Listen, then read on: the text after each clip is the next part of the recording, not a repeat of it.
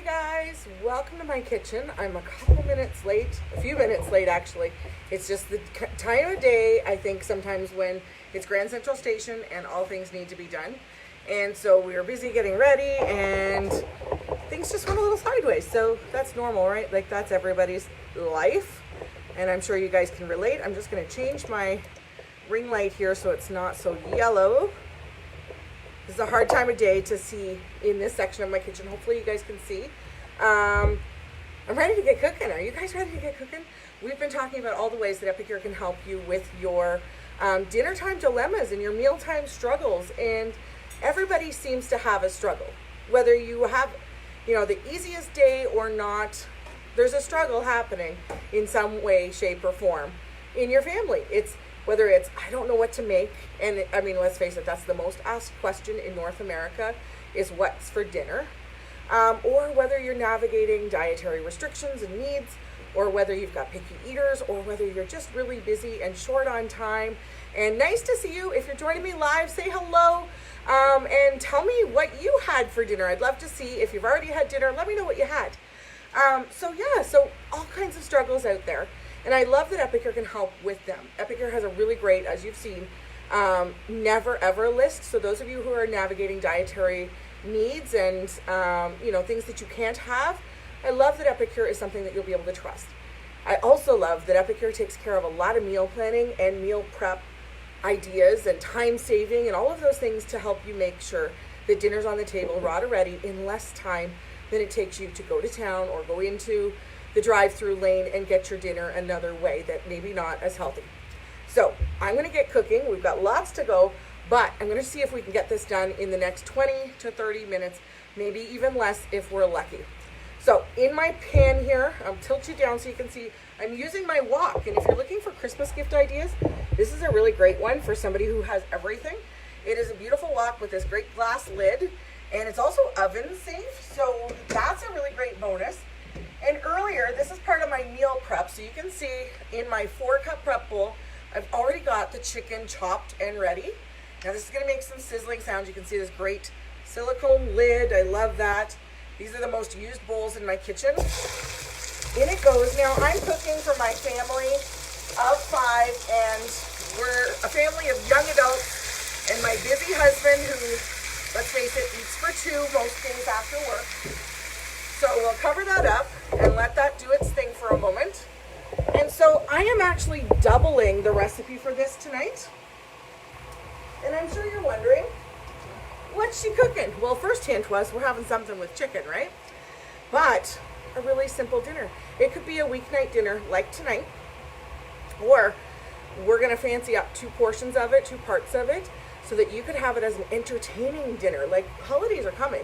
Maybe you're celebrating Friendsgiving or Thanksgiving, or U.S. Thanksgiving is today, obviously. In Canada, we've had ours already. But I know my family gets together with my best friend's family, and we're doing Friendsgiving on Saturday. And those are always fun also. But let's think Christmas time and the holidays are coming. Hanukkah, all of that is coming. And if you're looking for really great ways to celebrate, Epicure can help fancy up really simple dinners. So that's what we're going to do with 2 parts tonight. So the chicken is cooking, and when you're cooking chicken, guys, here's a tip. This is a great non-stick pan, so I put a little bit of oil in it. But if you stir your chicken too soon, it will stick. Guaranteed. So I put the lid on just to keep the heat for a little bit. I'll take the lid off in a moment because we want to boil off the water that's in the chicken. And we got to get some stuff in the microwave too, because we're cooking in our microwave. So what is cooking in the microwave? I want to introduce you to the most used cooking appliance in my kitchen, the microwave, and this amazing multi-purpose steamer.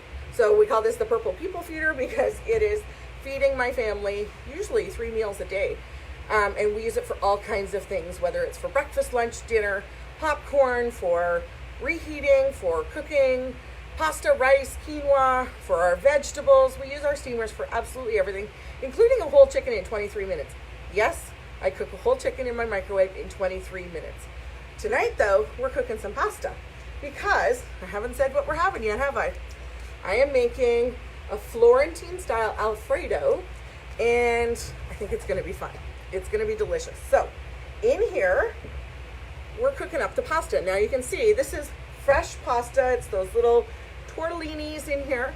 And if this was like dried pasta, fully dried pasta, it would be the same.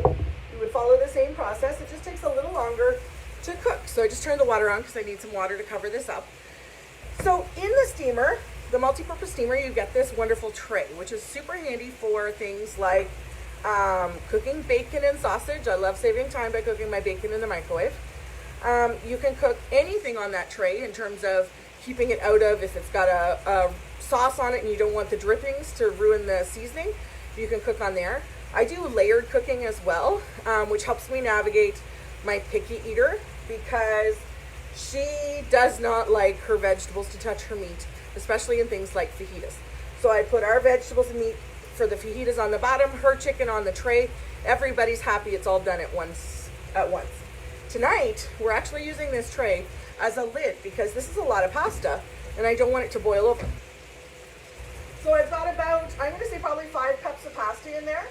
And because it's fresh pasta, I don't need as much water, but I do need to make sure that it's covered with water. So I'm going to start with 4 cups and see how much it takes to cover it. If it's fresh pasta, I always use the double it up rule. So for dry pasta, if it was 2 cups of macaroni, you need 4 cups of water. Fresh pasta tends to sit a little differently. And so that was 4 cups. I think I'm probably going to need 2 cups there for sure. And we'll see how that does. That's 6 cups of water. That should do it. My pasta is floating now, which is what we want. I'm going to put maybe another half cup in there, just to be sure. And you can see that the pasta is now floating. And guys, if your microwave is above your head, feel free to put a plate under it so that you feel a little more secure. This is food grade silicone, and it does become flexible as it cooks or as it's heated. So if you're a little worried about the amount of water that's in there that you don't want to burn yourself, put a plate under it, and then the plate is what you grab. So I'm not using the lid tonight. I'm using the tray as my lid. So we'll put this straight into the microwave, just like so. So I just put the tray right on top of that pasta, and we're going to start with 8 minutes. Now let's check on that chicken. So the chicken's looking like it is almost cooked. So I'm going to leave the lid off now, separate the pieces because I'll tilt you down so you can see. As chicken cooks, it tends to stick to itself. And so I'm just going to separate the pieces because I want my chicken to be completely cooked. And it's going to need a few more minutes, so I'll make sure the pinky pieces are down below, but we've got a couple of other things to do while we're cooking that up. And so I'll tilt you back to my counter. Awesome. So like I said, I'm done with the lid for now. So I'm just going to set it off to the side, let the chicken do its thing, and let's carry on. So here's one of the fun things I'm going to level up. I'm making chocolate pudding for dessert. And you might think, that's an entertaining meal? It can be. It can be an entertaining dessert. So the way I'm going to present it, we got a little bit of steam here, so I'll just wipe this up here. The way I'm going to present it is just a fun way. So you can make a simple dessert, as simple as chocolate pudding, and make it for a fancy dinner, the way I'm going to do it. So in here, I've got a bowl, and I always forget one thing. I want to grab the cashew milk out of my fridge.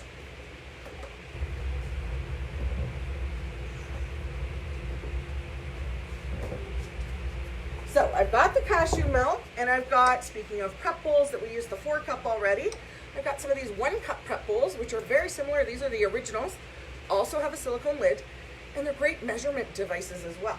So no matter what milk you use for this pudding, you need 2 cups. So my favorite way actually is a Thai now. I love this cashew milk, unsweetened of course. Actually, this is almond milk. Where did my cashew milk go? I'll grab my cashew milk. Hold on.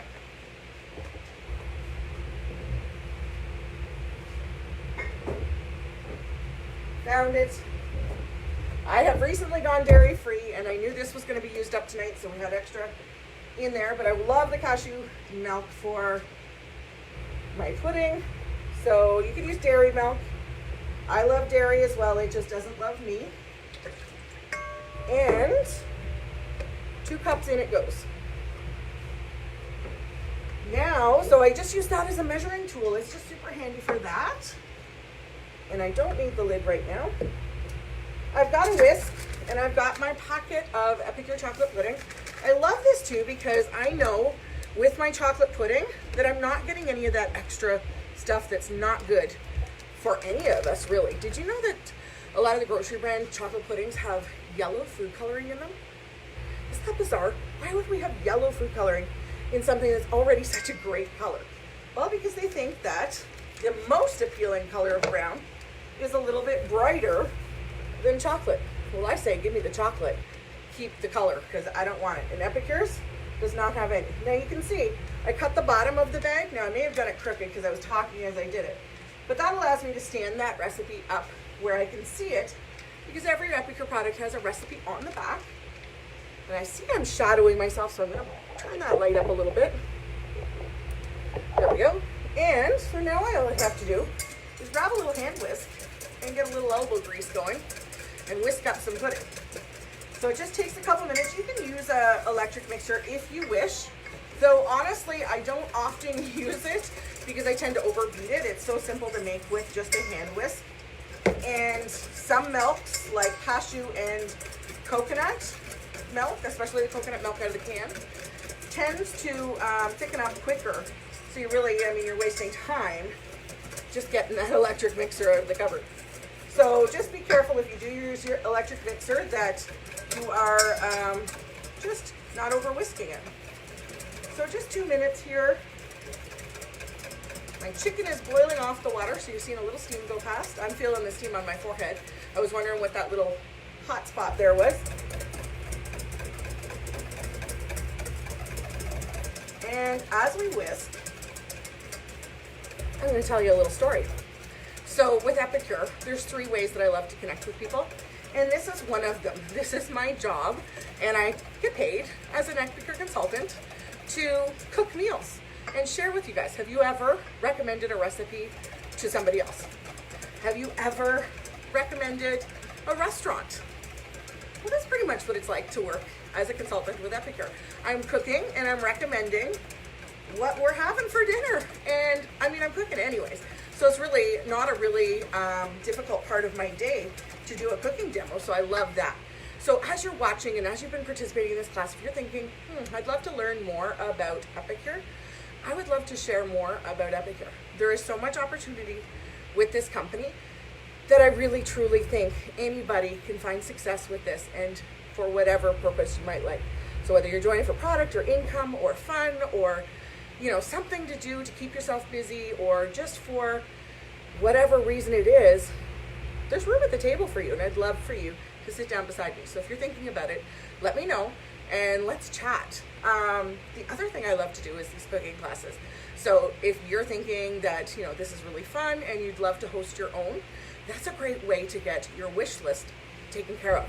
So our host tonight is hoping that she will have her wish list taken care of, because Epicure treats our hosts amazingly well.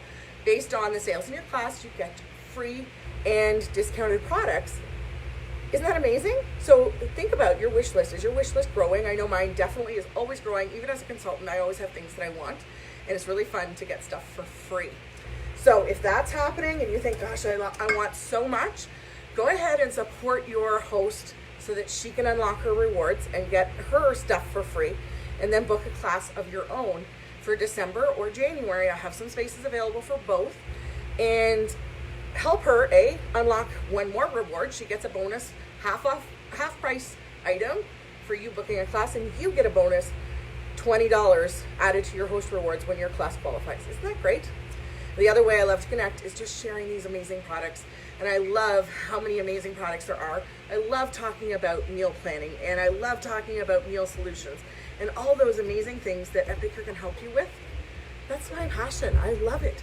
And so I just love coming together with you guys in these ways in my VIP group. So I hope you guys will join my VIP group. I'll be posting that link shortly. If you want it right away, send me a message.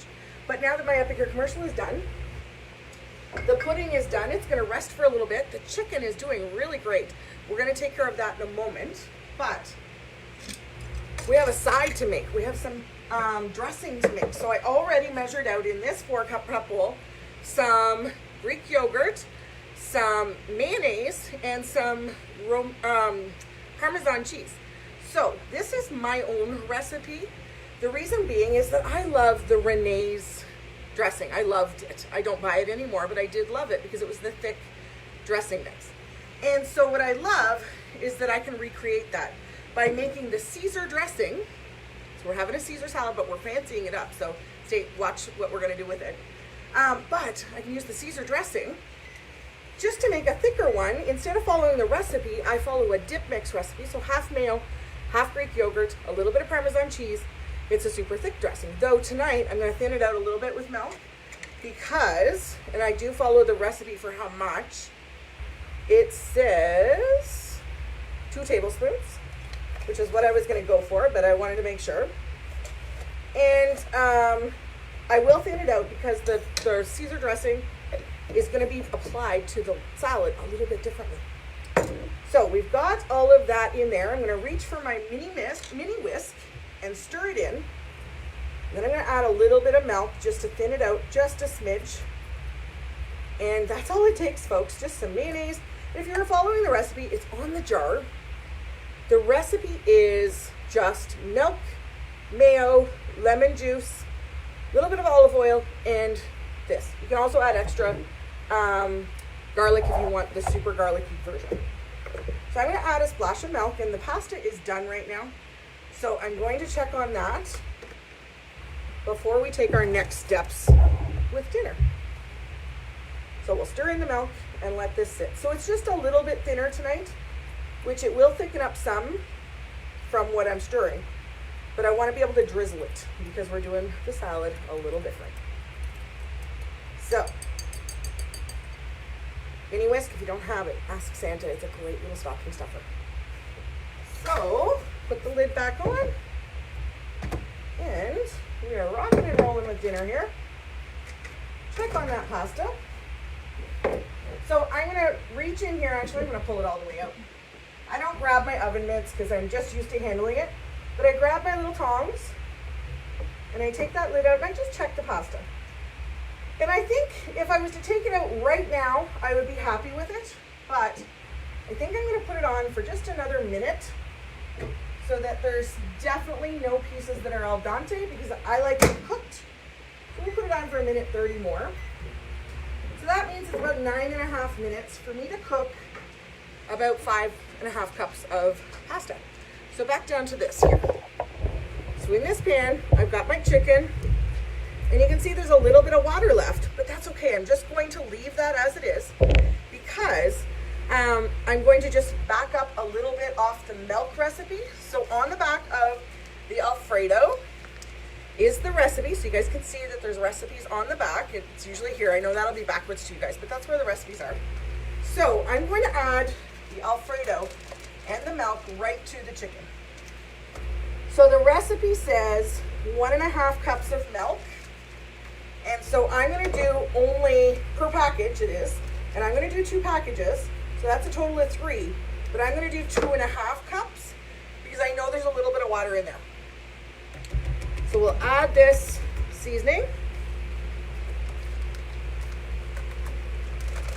And though I am dairy-free, this is not a dairy-free product. I will have to take some lactose pills to handle this for dinner, but those are the things that I do. We don't have it often. And now I need a little bit of milk. So we'll do 2.5 cups of milk tonight instead of 3 because there's some of that chicken juices in there and I want to make sure it's full. Right to the top is 1 cup.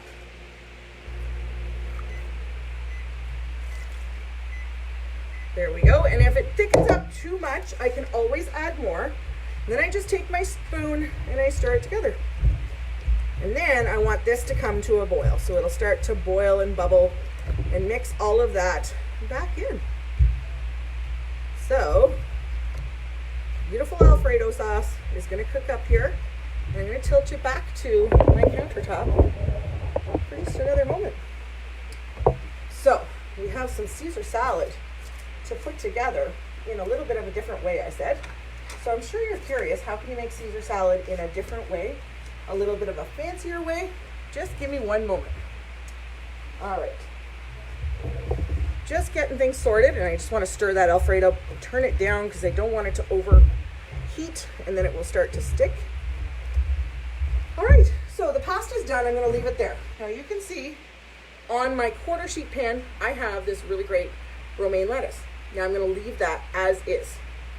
I'm going to grab a plate and show you how to do a Caesar wedge salad.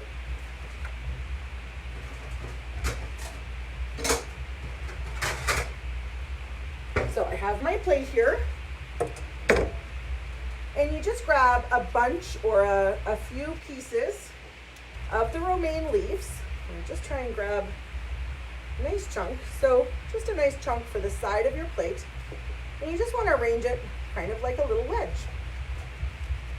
And just like that. Now, I'm going to reach for the Better Than Bacon topper. So I don't have to make bacon for this. You could do fresh bacon if you want, but why do that when you've got a shorter way to do it? And that pasta sauce is thickening up beautifully. I may even add a little bit extra milk to it. It is looking amazing. We'll keep an eye on it. Let's make sure it doesn't go too thick, but I am going to turn it down, and I'll show you that in a second. Brand new jar. Look how full it is, right to the top. So then I just sprinkle a little bit of the bacon on. And I realized just as I was going live that I'm out of croutons. Now I'll probably make some, but croutons aren't an absolute must-have. We can do something else with it. But we take the dressing, and I'm going to move this Alfredo seasoning out of the way. Take the dressing, and I'm just going to use, what do I have out here? We'll use this. Just a little spoon. Now, if I was adding croutons, I would do this at the end with the croutons. Like I wouldn't do the croutons until the very end because you want the dressing and then the croutons. And just drizzle the dressing on the wedge. And that, folks, is called a Caesar wedge salad. Now, one last job that has to be done. I want to make it Alfredo Florentine. So I've got some spinach in my 4-cup prep bowl that's going in just until it's wilted. So that means I'm getting extra veggies. Feel free to omit that, but my entire family, including my picky eater, so that's a win, loves spinach in our Alfredo sauce. So I'll tilt this down for you. And you can see the stove as that. Isn't that sauce beautiful? And just let that wilt in a little bit. The sauce is a little bit on the thick side right now, so I'm going to add just a hair more of milk. So I probably could have gone with 2 3/4. I had to guesstimate how much chicken water was in there from cooking the chicken. So you just want this to wilt, so it just needs a minute. And then I am going to grab, hopefully I can reach my strainer.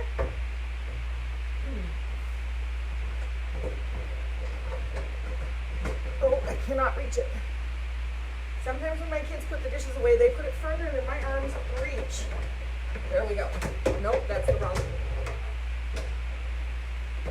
I cannot reach it, so we're going to have to use my other strainer for the pasta, but that's okay.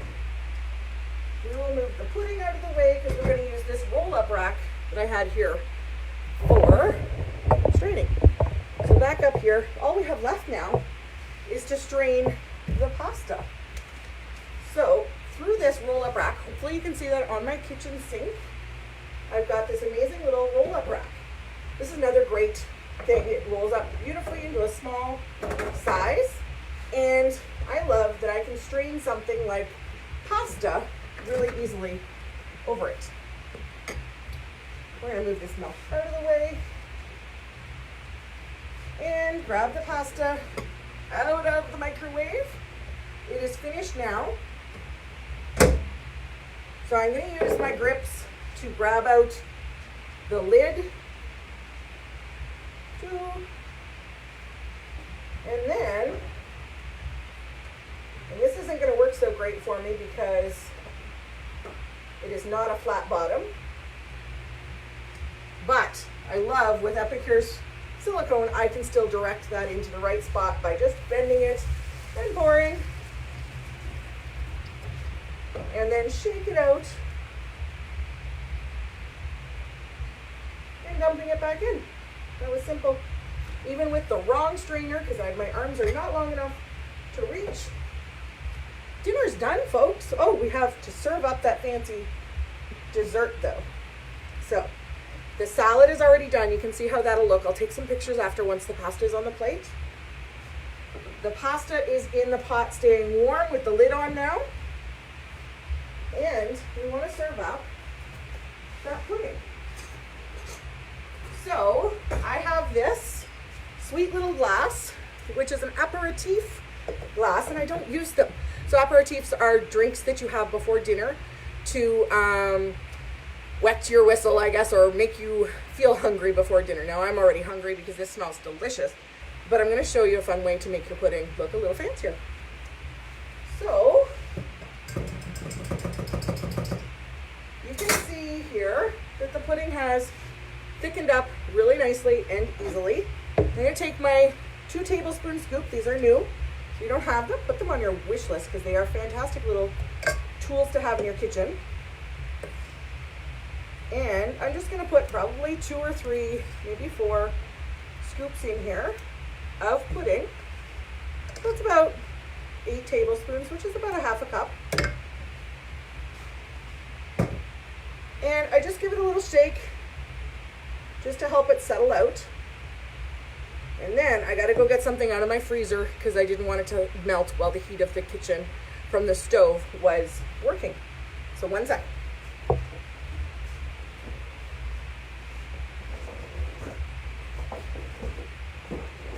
So the other day I made some candy cane bark.